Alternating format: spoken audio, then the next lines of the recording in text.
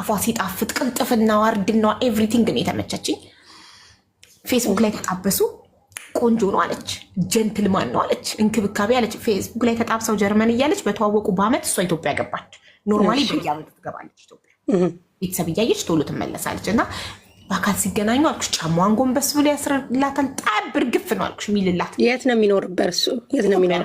አግብቶ የፈታ ነው፣ ስራ የለውም፣ ቦዘኔ ነው። ከዛ ቤተሰብ ቀወጠባት። አግብቶ የፈታ ስራ የሌለው ስለምን ነው ፉንቅቅ ብላለቻ። ጀለሴ ነው ብላ ጣበሰችው አልኩሽ። በሁለተኛው ኢትዮጵያ ስትገባ በቃ በጣም ገባላት፣ በጣም ወደደችው። መጣ ኢትዮጵያ ሄዳ ቀለበት አስረው ምናምን ፕሮሰስ አድርጋ ጀርመን አመጣችው። በባል አመጣ። ጀለሲ በመጣ በሁለት ወሩ ያው እሷ አስታውራ ረጅም ነው ግን በጣም ይጣፍጣል የፍቅር ታሪኳ። ጀለሲ በመጣ በሁለት ወሩ ምን ሲያደርግ ብታገኘው ጥሩ ነው። በጣም ታምነዋለች። ስልኩ ፓስዋርድ የለውም ምናምን እየተጀናጀነ ቴሌግራም ላይ ገብቻለሁ በቃ ብሎ ነው ትንሽ ጊዜ የቀረው ላመጣሽ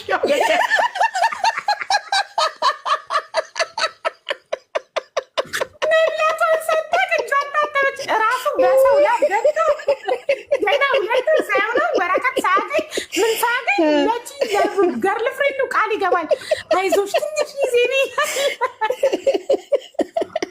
ወይኔ መቤት ደፋር እያልኩኝ በጣም እንዲህ ድፍረቱ ሚስት አግብቶ መጥቶ ትንሽ ጊዜ ነው ይላል። ደግሞ ያችኛዋል አይ ላቭ ዩ ይላል አልኩሽ። ጠዋት ማታ አይ ላቭ ዩ ነው አይ ላቭ ዩ ነው ይላት ልጅቷን።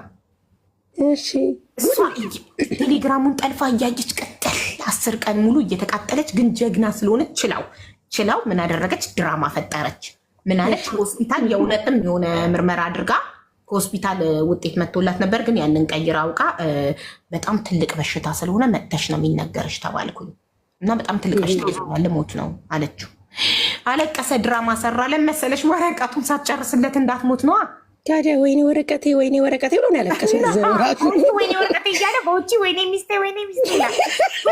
ወይኔ ወረቀቴ ሳያልቅ እንዳትሞት ብሎ እኮ ነው ደም ሳትዘጋለት እንዳትሞት ፈርቶ እንዳትሞቺ የኔ ፍቅር እኔን ለማን ጥለሽ ይላል። ጀርመን ላይ አምጥተሽኝ ወረቀት ሳትሰጭኝማ ጥለሽኝ አትሞቺ ነው በውስጡ።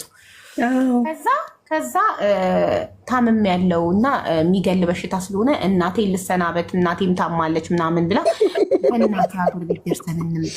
በጣም ስማርት ናት። ኢትዮጵያ ደርሰን እንምጣ ብላ አሳምነው። ጭንቀቷ ጭንቀት እንዳይመስለሽ ካሁን ባነነ ካሁን የሆነ ነገር ተፈጠረ ብላ እያንዳንዱን ወዲያው እየተጻጻፈ ወዲያው ስለሚደልት እሷ ስክሪንሻት እንትን ስላረገችው ገባሽ? ጠልፋለች። እሱን ኦልሬዲ የሚጻጻፉን ታያለች። ጠልፊ ቴክስትና ቮይስ እንጂ ሲደዋወሉ መስማት አትችይም። ኦኬ ደቂቃ እንዳውሩ ምናምን እያየች ቅጥል ትላለች። ምን ብለው ይሆን ትላለች። ቴክስቱንና ቮይሱን ግን ወዲያ ፎርዋርድ ወደ ወንድሟ ፎርዋርድ። ለምን ስልኳን ድንገት አውቆ ቢባንንባት ቢደባደቡ ስልኳን ውስጥ ቢከተው ማስረጃ እንዳይጠፋ ማለት ነው። ወደ ወንድሟ እየላከች ለወንድሟ ብቻ ነው ጉዳዩን የነገረችው። ከዛ ኢትዮጵያ ለ2 ቀን ነው ለ3 ቀን ደርሰን እንምጣ። ቆይ ግን እሷ ይቅርታ አቋረጥኩሽ አውዬ፣ እሷ ከስራ ስመጣ ወይ ከውጭ ስትመጣ ምናምን በፍቅር ነው የሚቀበላት። በቃ ፍቅር ናቸው ምናምን ነገር። እሷ ተደብቆ ነው የሚያደርገው። ፍቅር እኮ ነው የሚያጫውተው። አስመሳይ ነው። እዛ ጋር ያቺን አይ ላቭ ዩ እያለ እዚህ ጋር ያቺን አይ ላቭ ዩ ይላል። ወይኔ ጉዱ! በአንድ ምላስ ሁለት ሴት አይ ላቭ ዩ። እሺ እሷ እያለቀሰች ታምም ያለው በቃ ልሞት ነው ብላ ከሆስፒታል የተነገረኝ ብዙ እድሜ ያልኖርም ምናምን እያለቀሰች እሷን ሶፋ ላይ አቅፎ አይዞሽ እያለ በዚህኛው ስልክ ያችን እዚህ እያለ እሷ ስለጠለፈችው በዚህ ስልክ እያየች ቀጣል ትላለች። በጣም ቤቴ ግን ተቃጥላ አልቀረችም። መሲሻ ስሚ መጨረሻውን።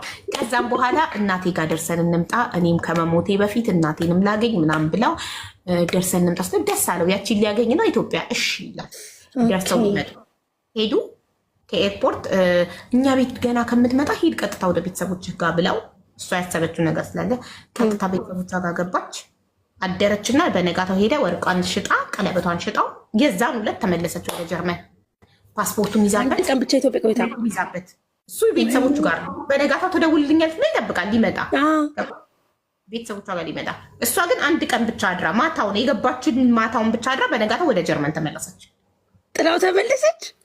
ልጥላው ነው ሄደችው። መጀመሪያው አይደል ወርውሬው ልምጣ ስትነሳ ከዛ አላማ ሞር ከመጣች በኋላ እዛ ለጀርመን ፖሊስ አሳወቀች። ሄዶ እንዳልተመለሰ ጠቆመች። ተመልሶ በባል ቪዛ እንዳይገባ ማለት ነው። ገባሽ? በስማማ ወይኔ መቤቴ ንገረሽ። ወዲያው ጀርመን እንደተመለሰች ቤቷ ቁጭ ብላ ለአባቱ ለወንድሞቹ ለሚያውቁት ሰው ሁሉ ቴሌግራም ላይ ከዛች ጋር የሚላላከውን ቮይስ የሚጻፈው እንዳለ በተነች። በስማ ወይኔ ጉዴ። ከዛ ተቃጠለ አልኩሽ። ከዛ አባትየው በቃ እሺ የእናንተ ነገር አልሆነም፣ ስለዚህ ፓስፖርቱና ዶክመንቱን ስጪውና ይመለስ ወደ ጀርመን ሲላት፣ ወይ እኔ እኮ ጀርመን ያለሁት መመለሷን ራሱ ትዳሩ መፍረሱ አላሳሰበውም። አባትየው ጀርመን እንዳይቀርበት ነው ያሳሰበው። ፓስፖርቱ እንዴት እሷ እንደያዘችውም ንገሪያት። ኦኬ ፓስፖርቱን እሷ የያዘችው ምክንያት አንደኛ ወደ ኢትዮጵያ ሲገቡ እሱ ጀርመንኛ ስለማይችል እሷ ስለሆነች ኤርፖርት ላይ የምትጨርሰው ጉዳዩን እሷ ይዛው ነበረ። ከዛ አረሳስታ ቀስ ብላ ቦርሷ ስር ከተተችው ወደ በራይድ ስትልከው እሷ ጋር ቀረ ማለት ነው። በራይድ ነው የላከችው ራሱ ሲሄድ 5 ሳንቲ ራሱ ኢትዮጵያ ከኤርፖርት ካለፉ በኋላ ፓስፖርቱ እሷ ጋር ነበረ የእሱ። ያምናታል ደግሞ በጣም ነው የሚያምናት። ለምን ከመጀመሪያው ከፌስቡክ ፍቅር አንስቶ አስቢው ፕሮሰስ ጨርሳለች ጀርመን